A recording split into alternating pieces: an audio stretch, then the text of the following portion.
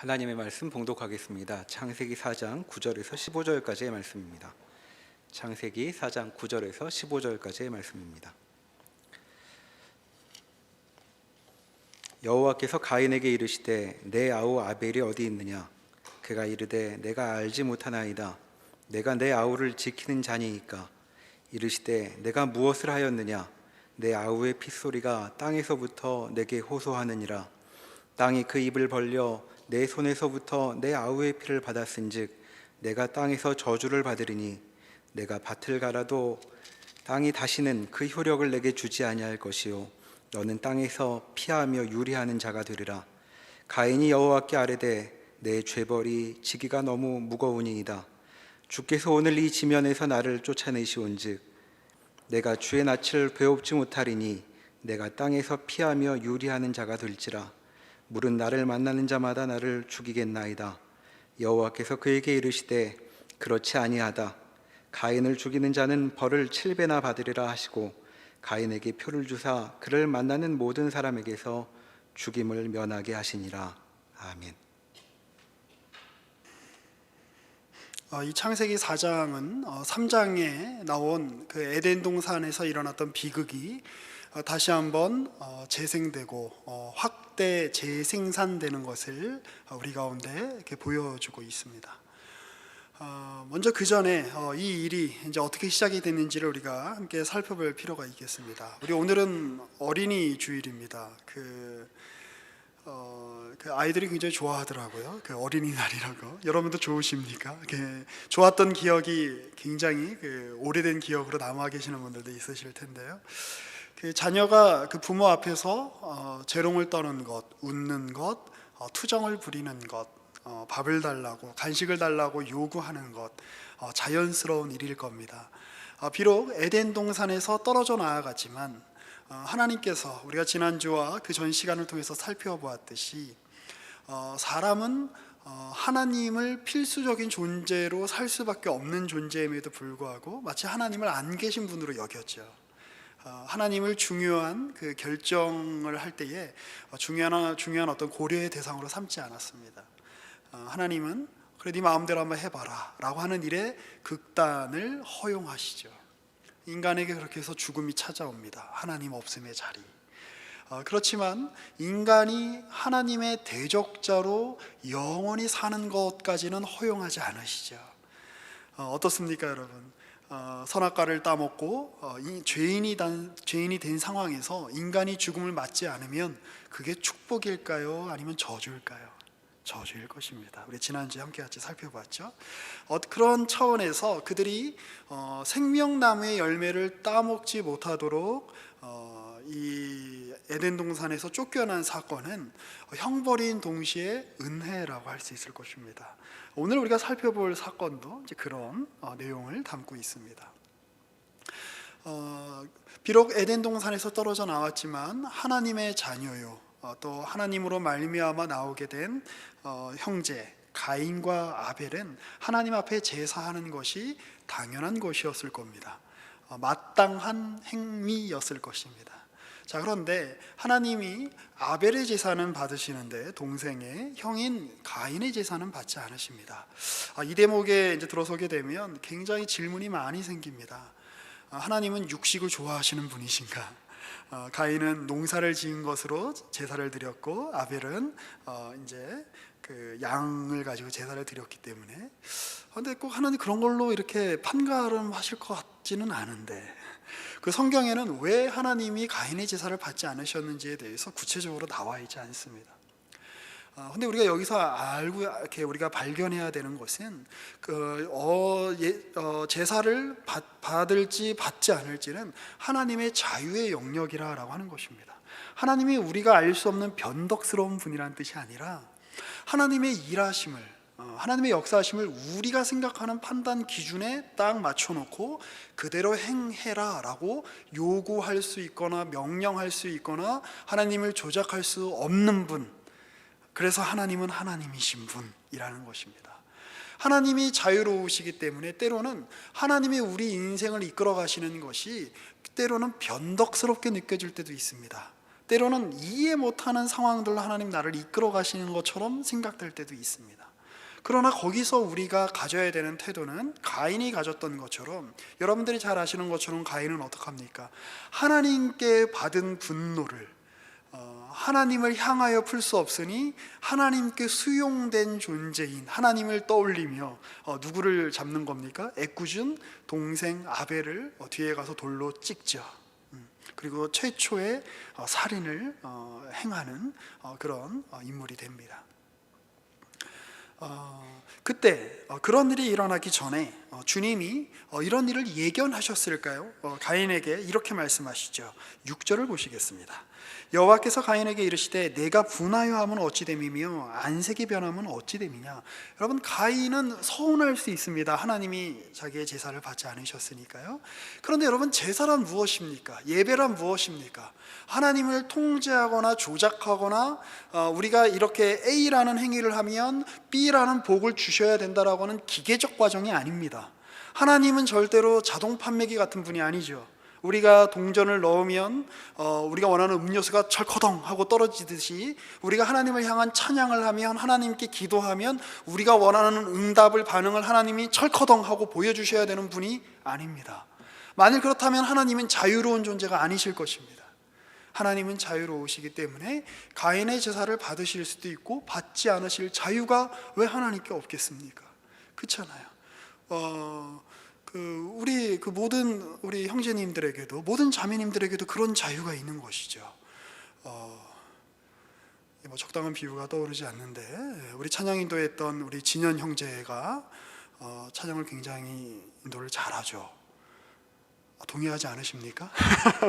오늘 마음에 들어서 자매분 중에 한 분이 와서 나의 사랑을 받아줘, 내가 당신을 이만큼 사랑하니 당신은 나와 사귀어줘야 됩니다 라고 이야기하면 무조건 진현 형제가 사귀어줘야 됩니까? 안 돼요. 여자친구가 있거든요. 큰일 납니다. 마찬가지죠. 우리가 이유는 알 수 없지만 성경에 더 이야기하고 있지 않기 때문이죠. 가인이 제사하면 하나님이 무조건 그 예배를 받아주셔야 될까요? 기뻐해 주셔야 될까요? 그렇지 않다. 하나님은 우리의 노력과 우리의 열정과 우리의 관심과 우리가 행할 수 있는 모든 일보다 더 큰 분이다라고 하는 사실이 바로 이제 여기서 이렇게 나타나고 있습니다. 자, 그러면서 주님이 말씀하시죠. 7절입니다. 네가 선을 행하면 어찌 낯을 들지 못하겠느냐? 선을 행하지 아니하면 죄가 문에 엎드려 있느니라. 죄가 너를 원하나 너는 죄를 다스릴지니라 라고 말씀하십니다. 여러분, 창조주이신 하나님께서 인간에게 당신의 창조주 되심을 기억하라는 의미로 선악과를 만드실, 그리고 그 선악과를 따먹으면 네가 죽게 되리라 라고 하는 규정을 두실 만한 자유와 권리가 그분에게 없다고 이야기할 수 있겠습니까? 그분은 하나님이십니다. 자, 그런데 죄란 무엇입니까? 서운하죠. 하나님 왜 내 제사를 받지 않으셨을까? 왜 아벨의 제사만 받으셨을까? 그리고 이제 이게 멀리 있는 대상과의 비교가 아니라 지금 자기 형제와의 비교처럼 사실 괴로운 게 없습니다.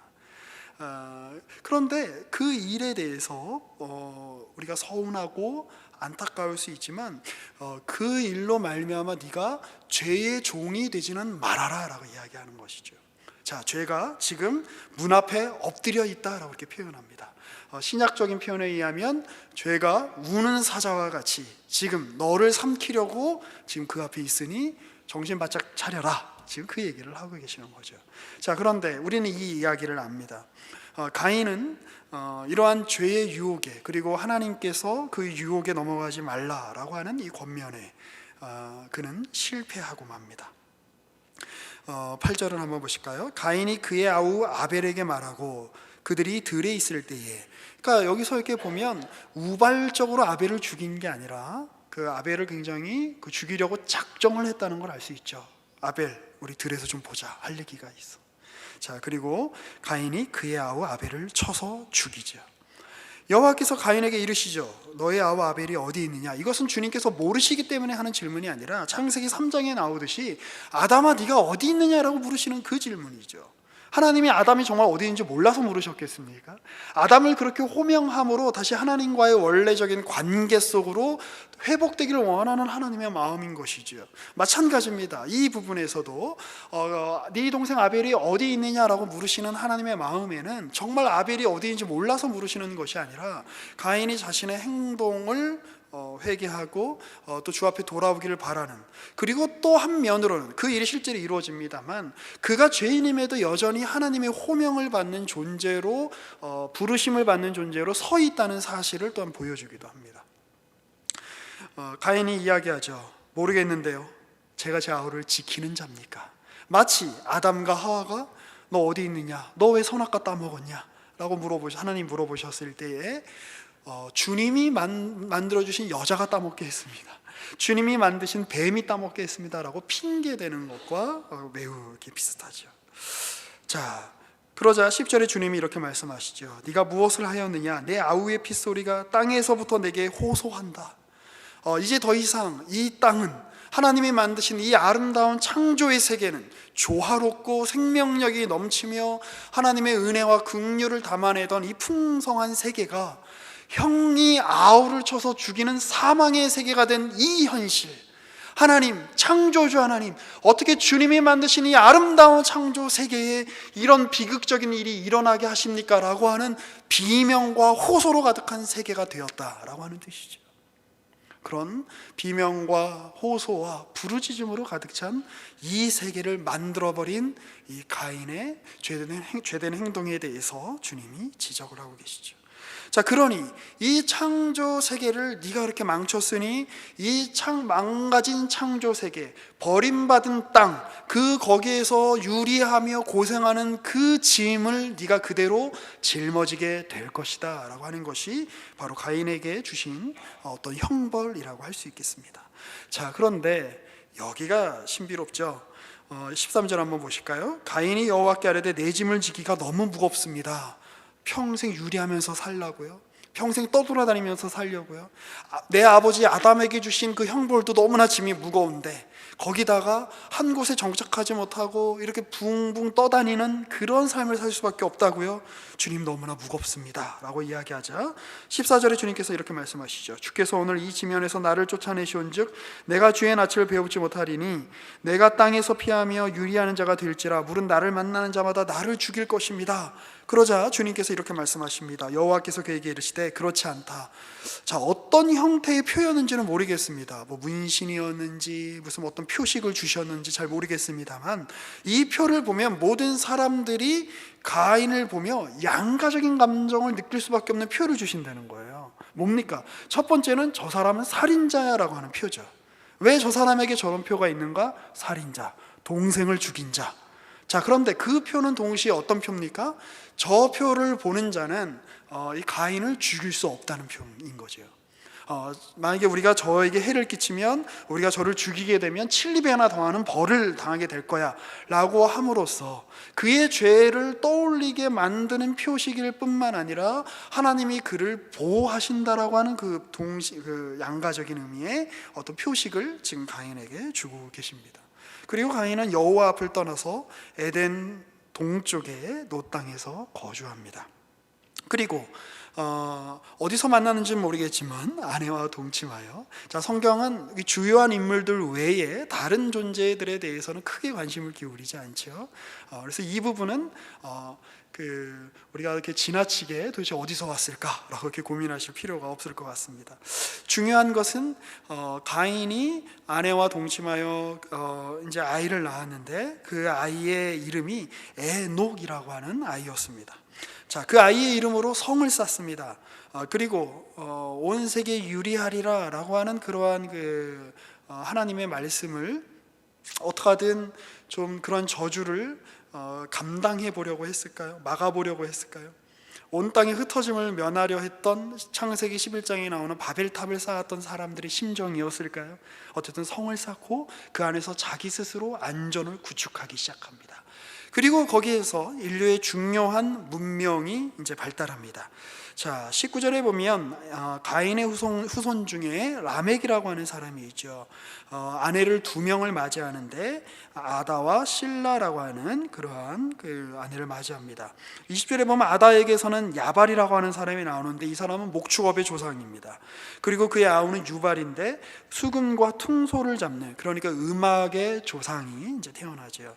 그리고 신라는 두발가인이라고 하는 아들을 낳았는데 그는 구리와 쇠로 여러 가지 기구를 만들고 일종의 이제 기술 문명을 발달시키는 사람의 어떤 그 선조로 이제 그렇게 표현이 되고 있습니다. 그렇게 인간의 문화가 발달합니다. 자, 사람들이 모입니다. 성을 쌓습니다. 도시 국가가 형성이 됩니다. 더 나아가 모르겠습니다. 홍수 이전에 과연 정치 체제가 어디까지 발전했는지는 우리가 알 길이 없지만 나중에 천국에 가면 노아에게 물어봅시다. 자, 그러나 지금으로서는 알 길이 없지만 어쨌든 사람이 모이고 권력이 모이면서 어떤 그 나라 비슷한 어떤 그런 형태의 정치 체제가 존재했을지도 모르겠습니다. 자, 그런데 문제는 무엇입니까? 그런 문명과 문화가 발달하면서 그 내면에 무엇이 여전히 도사리고 있다는 것이에요. 바로 아벨이 호소하는 그 호소, 바로 형이 아우를 때려잡아 죽이는 가장 가까운 사이이고 가장 친밀하게 여겨야 되는 그 관계 속에서 폭력과 분노와 나아가 하나님의 창조를 거부하는 적극적인 행위인 살인. 여러분, 이 세상에 생명은 누가 내시는 거죠? 하나님이 내시는 거죠. 그런데 그 생명을 해하는 것, 생명을 존중하지 않는 것은 하나님의 창조에 대한 존중하지 않음일 뿐만 아니라 하나님 그분 자신에 대한, 하나님에 대한 그 불신앙이고 존중하지 않음이라고 우리가 이야기할 수 있겠습니다. 인간의 문명과 문화의 이면에는 무엇이 있는가? 바로 이러한 살의, 바로 이러한 적기심, 가장 가까운 사이이지만 가장 쳐 죽이고 싶은, 가장 없애버리고 싶은, 그래서 하나님이 만드시고 하나님이 내 앞에 주셨다라고 하는 사실을 머리로는 알지만, 그거를 인식하고는 있지만 감정으로는, 자기의 실존으로는 그를 받아들이지 못하고 내치고 싶은, 아니 없는 존재로 무화시켜버리고 싶은, 하나님의 창조를 거부해버리고 싶은, 아니 하나님을 거부해버리고 싶은 그 마음이 인간의 문화와 문명의 근저에 흐르고 있는 중요한 원동력 중에 하나다라고 하는 것입니다. 네, 여전히 인간은 하나님의 피조물로서, 하나님의 형상으로서 하나님이 원래 창조의 때에 의도하셨던 아름다운 창조의 역할을 감당해 나아갑니다. 그러나 그러한 역할은 많이 훼손된 채로 하나님의 창조 세계를 더욱더 풍요롭게 하고 하나님이 주신 사명을 완수하는 쪽으로 흘러가는 것이 아니라 하나님이 만드신 이 세계를 파멸시키는 쪽으로 흘러가더라 라고 하는 것이 바로 그 창세기 4장에서 하는 이야기입니다. 이 이야기는 사실 우리와도 그리 멀지 않은 이야기입니다. 이 성경의 그 이야기는 가족 이야기로부터 시작해서 가족 이야기로 끝나는 것 같습니다. 아주 이렇게 창세기에도 아담과 하와의 그런 그 가계도가 계속해서 나오고 있고, 창세기 12장 이후에는 아브라함 가족의 이야기가 나오죠. 그리고 신약 성경의 마무리는 어떻게 됩니까? 그 가족이 이룬 이스라엘이 역사 속에서 실패하지만 그 이스라엘을 회복하셔서 새롭게 가족을 불러 일으키시는 하나님, 바로 예수 그리스도를 통해서 이루어지는 새로운 가족, 성령이 이 땅에 오심으로 말미암아 인종과 지역과 언어를 뛰어넘어 우리를 예수 안에서 하나로 묶어 하나님 앞에 한 자녀로 세우시는 놀라운 성령 하나님의 사역에 관한 이야기, 이런 것들로 이제 성경이 마무리됩니다. 그래서 이 성경이 이야기하는 이 가족에 관한 이야기는 이렇게 사회 동포주의거나 어떤 인류애적인 어떤 이상을 가지고 이야기하는 어떤 계몽주의 시대에 가졌던 어떤 인류 보편의 형제애에 머무는 것이 아니라 어떤 이상을 세워놓고, 형제애라고 하는 이상을 세워놓고 거기를 향해서 나아가는 것이 아니라 우리의 현실 세계 자체가, 우리가 가족으로 부름을 받아서 우리 가족 안에서 자라나고 가족 안에서 성장하지만 그 안에 온갖 더러운 것과 온갖 비열한 것과 온갖 갈등과 온갖 말이 안 되는 일들이 있다는 것을 충분히 고려하지만 하나님이 그 안에 은혜를 담으셔서 회복시키신다는 더 구체적이고 더 직접적이고 더 놀라운 가족에 대한 회복의 이야기가 바로 성경의 이야기다라고 하는 것입니다. 성경은 이렇게 가족 안에서 일어나는 어떻게 가족끼리 이럴 수 있어? 라고 하는 이야기들이 성경이 굉장히 많아요. 형이 동생을 쳐 죽인 사건뿐만 아니라 형이 동생을 팔아넘긴 사건도 있습니다. 잘 아시죠? 그리고 같은 가족끼리 서로 성적인 학대를 하고 그 성적인 학대를 당한 것을 노여워하여 다른 가족이 또 다른 가족을 죽이는 일들이 일어나고 뭐 이루 말할 수 없는 그런 막장 드라마보다도 더한 일들이 성경 안에는 기록되어 있죠. 그러니 조금 주제에서 벗어난 이야기입니다만 여러분 신앙생활을 하시면서 우리 안에 이것이 바로 인간의 현실이다라고 먼저 성경이 이야기하고 있다는 것을 기억하실 필요가 있습니다. 우리 그런 얘기할 때 많이 있죠. 우리 교회로 모였는데 교회가 왜 이래? 우리가 다 신앙을 가졌다고 하는데 도대체 예수 믿는 사람들이 왜 그래? 라고 하는 이야기를 할 때가 있습니다. 왜 그래? 라고 이렇게 질문을 불어일으킬 수밖에 없는 현실, 그게 바로 창세기 4장의 현실입니다. 당연한 것입니다. 여러분 혹시 여러분 조 안에 정말 여러분의 어떤 그 마음을 힘들게 하는 누군가가 있습니까? 여러분 부서 안에 보기만 해도 얼굴이 찡그러지고 고개를 돌리고 싶은 사람이 있습니까? 그런 창세기 4장이 이야기하는 현실에 우리도 함께 포함되어 있다는 사실을 기억하실 필요가 있습니다. 그런데 은혜란 무엇입니까? 하나님의 역사란 무엇입니까? 그 현실성을 종교라는 이름으로 무마시키거나 외면하거나 아니면 도피하는 것이 아니라 그것을 뚫고 그럼에도 불구하고 일하시고 담기시는 하나님의 은혜가 지금 우리 안에서 일하신다라고 하는 것입니다. 우리도 예수 그리스도 안에서 한 가정으로 부름받았습니다. 같은 형제 자매로 부름받았습니다. 그런데 모르죠. 내 뒤에서 나에게 그 돌로 이렇게 뒷머리를 찍을 누군가가 있는지도 모르겠습니다. 그러나 그것이 현실이라고 이야기합니다. 그런데 그 현실, 그러한 세상의 현실 속에서 세상이 만들어낼 수밖에 없는 근원적인 어떤 그러한 갈등과 긴장 속에서 그럼 머물러 있을 것인가? 결국 라멕이 만드는 노래가 무엇입니까? 23절 한번 볼까요? 라멕이 아내들한테 이런 시를 써주는데, 노래를 해주는데 노래치고는 너무나 기괴한 노래입니다. 아다와 실라여 내 목소리를 들으라. 라멕의 아내들이여 내 말을 들으라. 나의 상처로 말미암아 내가 사람을 죽였고 나의 상함으로 말미암아 소년을 죽였도다. 가인을 위하여는 벌이 7배의 1인데 라멕을 위하여는 벌이 77배의 1이로다. 사실은 굉장히 해석하기 어려운, 구약 성경에서 해석하기 어려운 구문 중에 하나입니다. 그런데 우리가 한 가지 분명히 아는 것은 분노로 가득 차 있다는 거예요. 이러한 모든 문명의, 예술의, 문화의 어떤 선조가 되는 역할을 하는 게 지금 라멕인데, 정작 라멕 안에는 무엇으로 가득 차 있습니까? 살의로 가득 차 있다는 겁니다. 복수를 위한 어떤, 자기 자신을 복수를 하기 위한 어떤 존재로, 복수 기계로, 전쟁 기계로, 남을 해치기 위한 어떤 살인 기계로 자기 자신을 끊임없이 추동하고 있는, 자기 자신을 끊임없이 격려하고 있는, 그쪽으로 에너지를 몰아가고 있는 이 노래를 보십시오. 이것이 바로 인간의 문명 이면에 자리 잡고 있는 폭력성, 갈등, 죄의 주요한 현상 가운데 하나다라고 하는 것입니다. 그러니 때때로 우리가 공동체 생활을 하면서 우리도 이러한 폭력 가운데 노출될 때가 있습니다. 서로를 향한 비난과 살의, 거부, 내가 저 인간만 아니면 내가 교회 나오기가 더 편할 텐데, 내가 저 인간이 교회를 떠나지 않으면 내가 공동체를 가지 않겠어 라고 하는 사람들이 있죠. 당연한 현실입니다.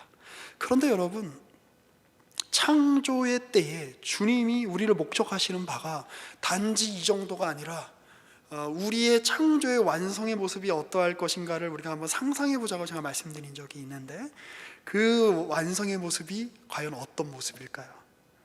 헤아리기 어렵죠, 이 같은 현실 속에서. 그런데 역사 속에 그러한 완성의 모습이 단 한 번 이루어졌던 적이 있습니다. 누구시죠? 예수 그리스도. 그래서 그분은 어제이시고 오늘이시고 내일이신 거죠. 역사의 완성을 이미 이루신 분이시죠. 인간성, 인간이 앞으로 나아가야 될 창조의 정점을 이미 우리 가운데 보여주신 분이시죠. 자, 여러분, 오늘 우리가 읽었던 라멕의 이 노래, 라멕의 이 시 중에 여러분 떠오르는 구절이 없으십니까? 24절에 가인을 위하여는 벌이 7배인데 라멕을 위하여는 벌이 77배다 라고 하는데, 이걸 뒤집어서 누가 말씀하셨죠? 제자가 묻습니다. 누가 우리에게 잘못한 일을 하면 몇 번이나 용서해 줘야 됩니까? 7번쯤 하면 됩니까? 아니, 70번씩 7번이라도 해라. 누구의 얘기죠? 예수 그리스도의 얘기죠. 결국 창조의 완성이란 우리가 예수 그리스도의 모습을 따를 때에, 그분의 모습이 우리 안에 담길 때에 이루어지는 것입니다. 요즘 남성분들 살기가 힘드시죠? 굉장히 끄덕끄덕 하시는데, 옆에 여자친구가 있는데 끄덕끄덕 했죠. 제가 봤어요. 아니라고 부정하셔도. 예전에 비해서 그 여자분들의 어떤 그런 권리, 그리고 주장, 이런 것들이 훨씬 많아진 것이 사실입니다. 그럼에도 불구하고 저도 남자이니까 솔직히 말씀드릴게요. 계속해서 더 요구받는 듯 합니다. 그래서 저도 여자와 살고 있거든요. 그래서 저희 집에서 제가 모시는 여성분께 근데 제 스스로 이 정도면 됐지 않아? 라고 생각을 하는데, 그분은 항상 하나님이 저를 그러니까 조련시키시려고 저에게 보내신 훌륭한 어떤 조련사시죠. 그래서 이 정도면 되지 않아? 라고 하는데, 그거보다 한 걸음 더 나아가길 요구합니다. 내가 100m를 한 10초쯤 뛰면 되지 않아? 아니야, 9초엔 뛰어야지. 근데 그것이 보여주는 것이 무엇일까요? 그러면 그렇다고 해서 우리가 과거로 돌아가서 그 남성들에게 묻고 싶습니다. 우리 과거로 돌아가서 남자들이 여자들에게 폭력을 행사해도 아무렇지 않았던 그런 시대로 돌아가는 게 하나님의 뜻일까요? 그렇진 않을 겁니다. 자, 무엇을 보여줍니까? 우리가 아무리 많이 왔어도 우리에게는 아직 가야 할 길이 많이 남았다는 뜻입니다. 이 폭력과 관련하여, 형제 간의 폭력과 관련하여 사실은 우리가 가장 가까이 있는 사람들에게서 사실 우리는 그 위기와 갈등을 우리는 경험하죠. 엊그저께 그 미사일 쏜 김정은 때문에 잠 못 주무시는 분 계십니까? 잘 없죠. 아베 때문에 나는 밥을 못 먹겠어요, 이런 분이 있으세요? 욕은 해도 밥은 잘 들어갑니다. 그러나 우리가 언제 잠도 못 자고 밥도 못 먹을 정도로 괴로워하죠? 긴밀한 관계 사이에서 갈등이 발생했을 때, 가족 간에, 형제 간에, 그렇죠? 뭐 부부 간에, 부모와 자식 간에. 그러니까 이 갈등이라고 하는 이 요소가, 이 긴장이라고 하는 이 요소가 우리가 목숨을 유지하고 있는 한, 인간으로 존재하는 한 여전히 사라지지 않는 중요한 조건 중에 하나다라고 하는 것을 기억하실 필요가 있습니다. 그런데 그 조건이 뭘 만드냐는 거예요. 그 조건 자체가 악이 아니라, 그 조건을 통해서, 선악과 자체가 악이 아니라 선악과를 통해서 너 하나님께 순종할래 아니면 불순종할래라고 하는 경계선에 우리를 놓아 우리로 하여금 창조의 완성인 예수 그리스도께서 순종하셨던 것처럼 선악과 앞에서 순종하여 예수 그리스도의 모습을 닮아가게 하는 모양으로 주님이 우리를 의도하셨던 그 방향으로 나아가라고 매일매일 기회를 주시는 거라는 거예요. 이해하십니까? 그런 차원에서 바로 용서라는 주제를 우리가 생각을 해볼 수 있을 것입니다. 자, 그런데 참 용서라는 주제는 어렵습니다. 왜냐하면 때로는 용서를 해 주어야 하는 이 피해자가, 용서를 행한 가해자가 전혀 가해 의식을 느끼지 않았을 때에 어떻게 용서를 해줄 수 있는가라고 하는 문제가 발생하기 때문입니다. 또 때로는 이전에는 피해자였는데, 그래서 용서를 해주는 입장이었는데 지금은 가해자의 입장으로 바뀐 어떤 그런 존재들도, 우린 그런 예들도 상당히 많이 우리는 들 수가 있죠. 대표적인 게 이스라엘일 겁니다. 2차 세계대전 때 얼마나 이스라엘이, 그 유다 민족이 얼마나 많이 죽임을 당했습니까? 그리고 그 일에 대해서 지금까지도 이제 독일 사람들은 사과를 하고 용서를 구하죠. 그러나 아직까지 해결되지 않은 많은 문제들이 있는 것으로 알고 있습니다. 그리고 독일 사람들도 처음부터 그렇게 용서를 구했던 게 아니라 전쟁이 끝나고 한 15년쯤 지났는데 홀로코스트는 없었다, 그건 거짓 기록이다라고 하는 주장들이 독일 안에서 나왔다는 거예요. 그러니까 아니다, 그건 실제로 있었던 기록이다. 왜? 그렇게 고난당한 사람들이 있으니까. 그래서 그런 기록들이 다시 재발굴되면서 바로 홀로코스트 문제가 이렇게 부각됐었다라고 하는 이야기를 이렇게 그런 기록을 본 적이 있습니다. 자, 그런데 지금의 이스라엘은 어떻습니까? 그 주변에 있는 형제로 여겨야 되는 민족에 대해서 전혀 형제답게 굴고 있지 않죠. 이스라엘이 팔레스타인한테 하는 짓을 보면 정말 이스라엘은 우리랑 좀 가까울 거야, 구약의 민족 이러면서 이렇게 좀 친한 마음을 가지고 싶다가도 정남이가 뚝 떨어집니다. 전엔 피해자였던 이들이 지금 철저한 가해자 노릇을 하고 있죠. 그리고 그 이면에는 내가 이것을 확보하지 않으면, 내가 내 자리를 확보하지 않으면, 내가 내 앞에 있는 존재를 때려잡지 않으면 나의 자리를 보장받을 수 없어라고 하는 인류의 공통된 위기의식이 어떻게 보면 작용하고 있는 건지도 모르겠습니다. 그래서 결국 우리는 이 세상에서 결국 의미 있는 것은, 유의미한 것은 힘밖에 없어, 권력밖에 없어, 어떻게 하든 남을 끌어안치고 내가 그 위에 올라서야 돼라고 하는 세상의 논리에 우리도 훨씬 더 익숙해져 있는지도 모르겠습니다. 그리고 그러한 논리는 사단이 예수님을 광야에서 시험할 때 주로 사용했던 논리이기도 합니다. 그런데 신약은 뭐라고 이야기하나요? 우리의 창조의 완성이요, 우리가 바라봐야 될 표본인 예수 그리스도, 창조의 궁극적인 목적인 예수 그리스도께서는 뭐라고 말씀하시나요? 자, 그런 예수 그리스도의 가르침을 우리는 요한일서 3장에서 그 음성을 우리는 들을 수 있을 것입니다. 우리가 신약 성경 요한일서 3장으로 한번 넘어가 보겠습니다. 누구보다도 예수 그리스도의 사랑받는 제자였던 요한이 썼다라고 알려진 이 요한 서신은 이렇게 3장에서 이야기합니다. 1절입니다. 보라, 아버지께서 어떠한 사랑을 우리에게 베푸사 하나님의 자녀라 일컬음을 받게 하셨는가. 우리가 그러하도다. 그러므로 세상이 우리를 알지 못하면 그를 알지 못함이라. 사랑하는 자들아, 우리가 지금은 하나님의 자녀라. 자, 이 말이 중요합니다. 여러분은 혼자 동떨어진 존재가 아닙니다. 하나님을 거부하고 에덴의 동쪽에서 혼자 성을 쌓고 적이 쳐들어오면 어떡하나, 맹수가 쳐들어오면 어떡하나 벌벌 떨면서 내 재산과 내 식구를 지켜야 되는 그런 만인을 향해서 투쟁을 벌여야만 하는 그런 고독한 외로운 그런 투쟁자가 아닙니다. 고아 같은 존재가 아닙니다. 여러분은 누구라고요? 우리 오늘 어린이 주일이잖아요. 여러분은 누구의 자녀라고요? 하나님의 자녀라고요. 하나님이 돌보시는 이들이라고요. 하나님이 복주시는 이들이라고요. 그러니 세상 사람처럼 굴지 말아라 라고 하는 것이 바로 이 이후에 이어지는 내용입니다.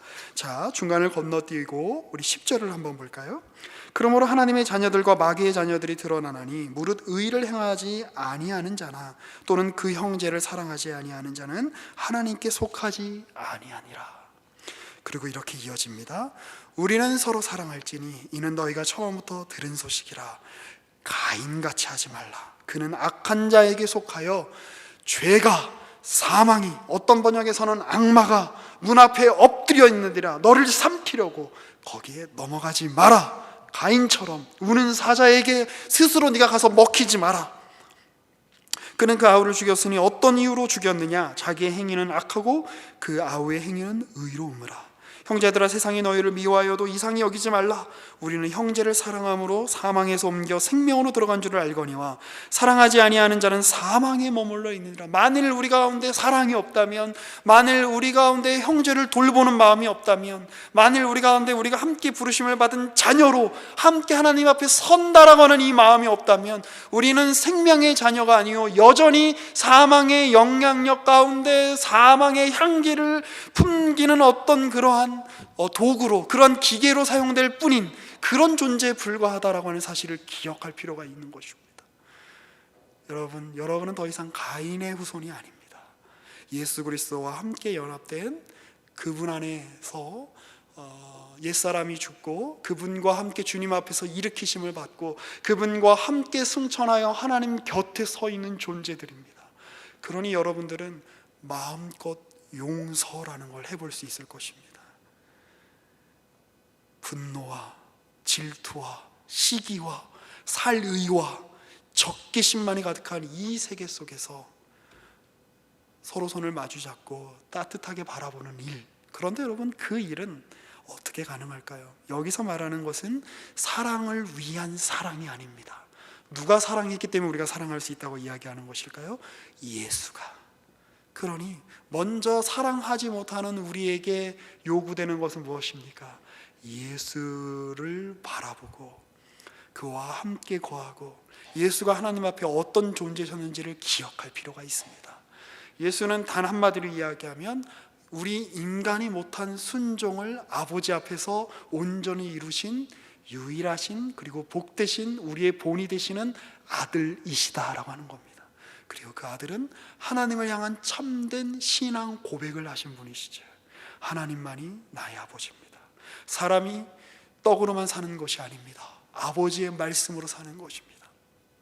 버림의 자리, 처형의 자리에서조차 나의 하나님이라고 하나님께 부르신 그분의 고백을 따르는 것.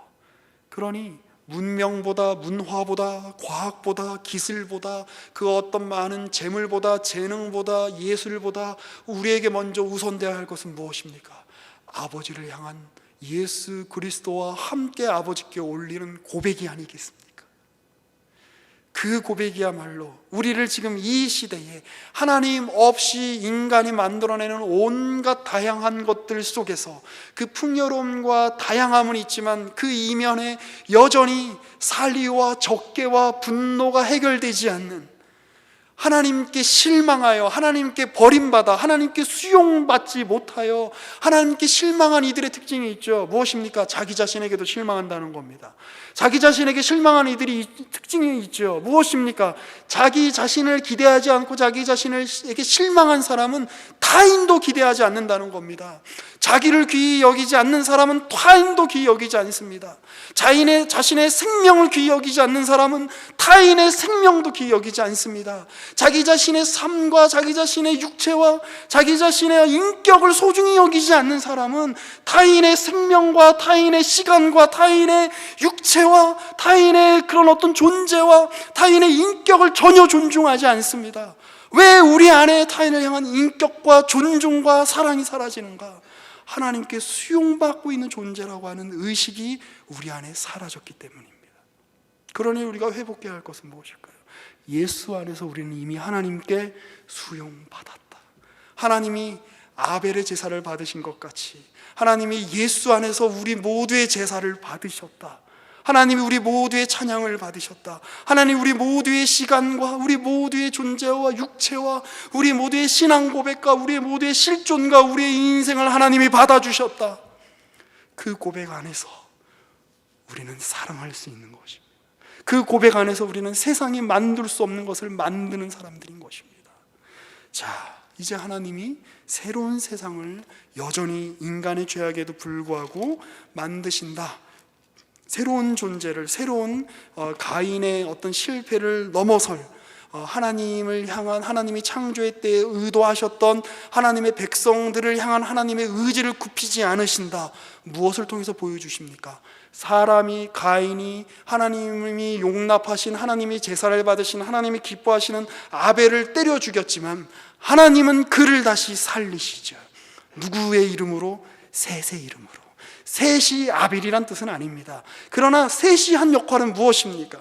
창세기 4장 25절 다시 한번 가보겠습니다. 창세기 4장 25절. 아담이 다시 자기 아내와 동침하며 그가 아들을 낳아 그 이름을 셋이라 하였으니 이는 하나님이 내게 가인이 주신 아벨 대신에 다른 씨를 주셨다 함이며, 하나님의 방법은 무엇입니까? 씨입니다. 생명입니다. 생명을 죽이는 인간의 현실 앞에, 생명을 존중하지 않는, 생명을 무화시키는 하나님의 창조를 거부하는 이 세계 앞에 여전히 나는 창조주로서 존재한다.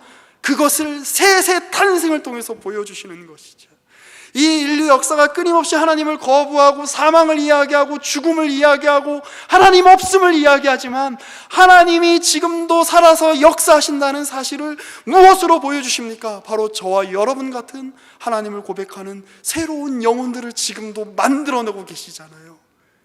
바로 저와 여러분들이 하나님이 지금도 일하신다, 하나님이 지금도 역사하신다, 하나님이 지금도 창조주로서의 역할을 감당하고 계신다의 구체적인 증거 아니겠습니까? 그러니 여러분이 훨씬 귀하죠. 목성보다, 화성보다, 금성보다 여러분이 훨씬 아름답고 귀합니다. 왜요? 걔네들은 옛날부터 있던 애들이잖아요. 그런데 여러분들은 이 짧은 시간에 찬란하게 빛나다가 이 세상에서 사라질 존재들이죠.